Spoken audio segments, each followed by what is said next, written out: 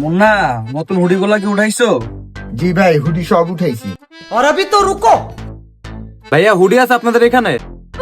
জি আপু, নতুন নতুন হুডির কালেকশন আসছে আমাদের। এই মুন্না, আপুর একটু হুডি দেখাও তো। এই যে আপু দেখেন, আমাদের হুডির কালেকশন গুলো এখানেও আছে, আবার এই যে ওইদিকেও আছে কিছু। क्लाइमैक्स अभी बाकी। ভাইয়া এই হুডিটা কত? ও এটা, এই মুন্না এটা কি নতুন মালটা না? জি ভাই, এগুলো নতুন গুলো। 1500, 200, 1200, 300, 1000, 400, 900।